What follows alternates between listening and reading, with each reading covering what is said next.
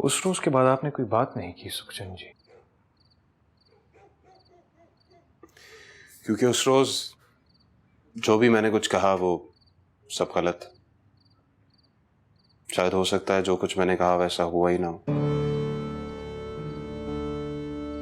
हो सकता है जो आप आज कह रहे हैं ये गलत हो। जीजा जी, जिंदगी में हर किसी का अपना एक सच होता है और अपना झूठ।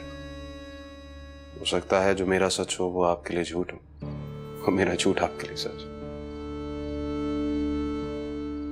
आप बातों को उलझा रहे हैं सुखचंद जी।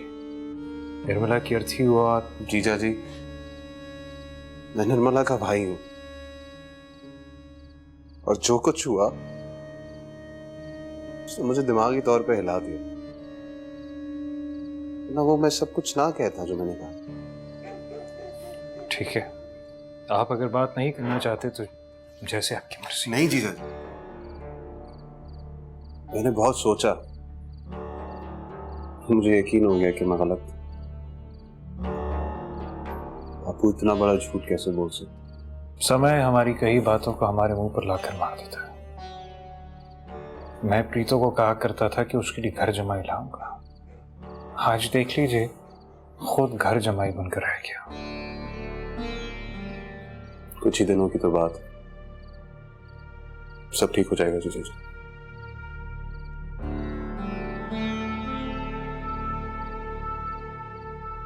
निर्मला की मृत्यु ने बड़ों को यह फैसला करने पे मजबूर कर दिया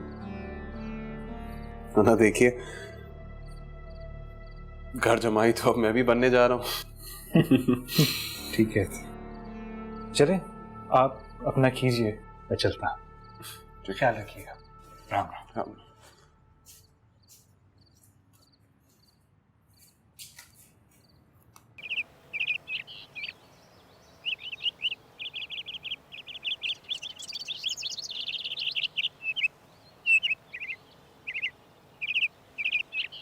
अस्सलाम पारशीद, क्या हाल है तुम्हारा?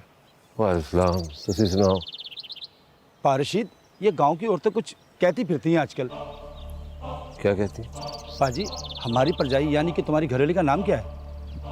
उसका नाम फातिमा, उसका नाम। क्यों? और वो कोई हिंदी नहीं है, और निर्मला है नाम उसका।